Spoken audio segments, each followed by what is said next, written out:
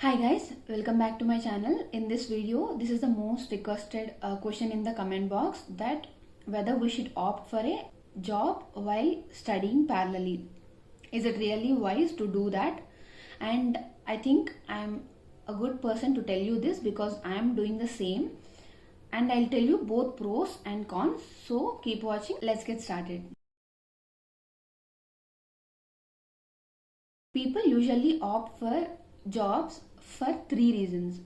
First is people feel lost for the clinical touch, because with increasing competition and with increasing interval of time between completion of internship and the present status of preparing, this feels like I have completely lost the clinical touch and I need some of the memories of my internship, and I am craving for clinical knowledge. I need to again get on with that. I will also parallelly study. Those kind of people comes under first section.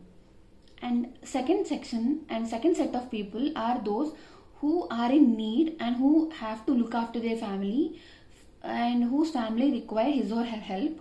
They usually join jobs.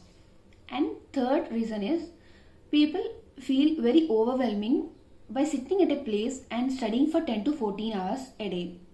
This is really a big issue with so many of them, because we, after completion of coaching classes, especially those batches from 2K17, 2K16, are at a prey, because after completion of coaching they go to homes, they're all alone sitting at a bench, speaking 10 to 14 hours a day, recalling, studying. It will be a little overwhelming for the person, especially if the person do not have any good backup of friends or groups to discuss the studies with. They will have this feeling of, yeah, I'm good now, I no need to study 10 to 14 hours a day. Personally speaking, I opt for the third set of people, that I feel really overwhelming sitting at a place for 10 to 14 hours a day, which feels like I'm lost somewhere and I don't know why I'm studying, for what I'm studying. I feel like very disturbing. So I want to do a job. Parallelly, I want to study. I will tell you how my schedule goes in a day so that you will get motivated. You will, if you want to take a job. I'm not saying it will have entire pros. I will also tell you cons in the end. Hear from me what I have to say. As we are adults, we all feel that we have that ability to do hard work, and we have to help our family, so we can get money. This is the one most big pro. So this is the best way you can earn money and also study. Second most important pro of working is you will on a daily basis will be able to see the scenarios going on. With increasing competition, the questions are becoming very clinical, so it is better to have a clinical thought of mind, so that we can answer the questions better. Not only it helps us in getting experience and marking the answers better in a clinical point of view, but it also helps us in realizing that we are really good and smart doctors and we can do a better job in our lives, and that makes you even more motivated to study, to go to your next phase of life. And third thing, you will also feel that this particular period will be like a relaxing time for you. For me, I was considering it like that.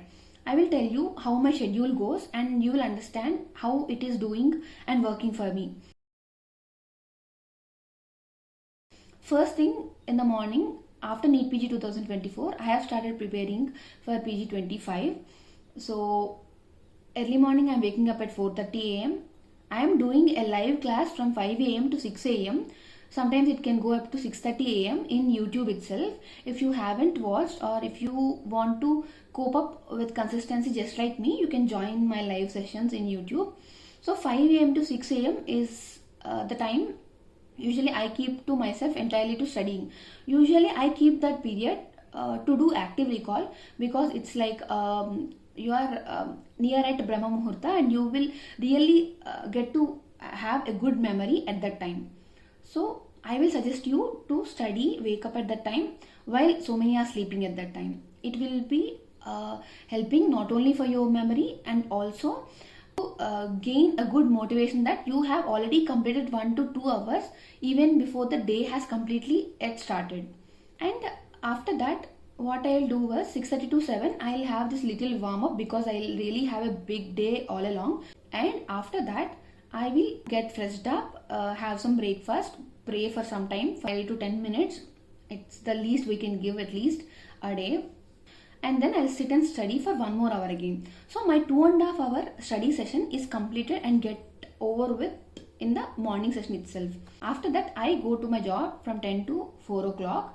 Almost all of the time I usually do not get any of the time for it. What I'll do is I usually spend the time entirely to the patients and the computer or some self time. I usually watch the series like Grey's Anatomy or Resident.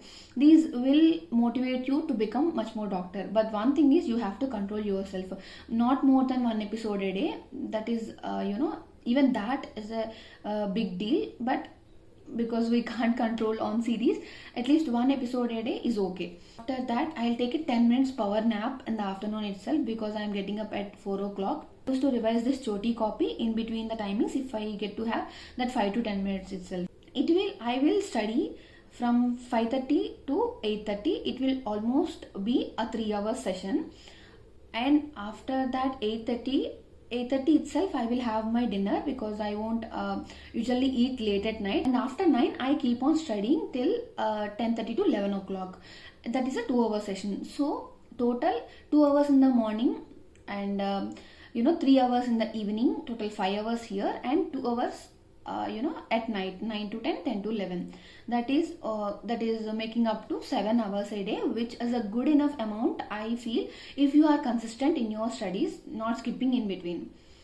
And this is how my schedule goes, and it is really working for me.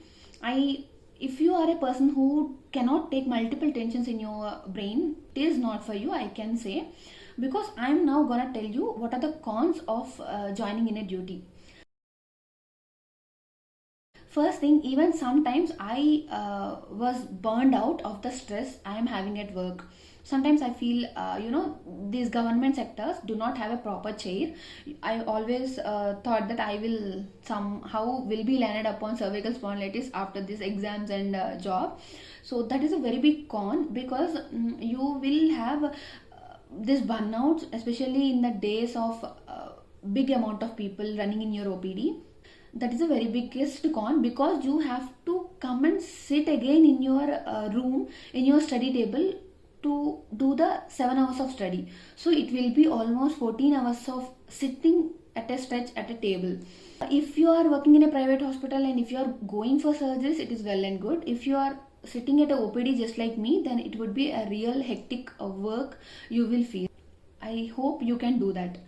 Especially in private hospitals, you have this stress like, people will force you to write some tests for the patients, or, people will be using you to the multiple floors of the hospital. Like some private corporate hospitals will use entirely to all the floors, especially in holidays. That will be a really big deal if you are doing that.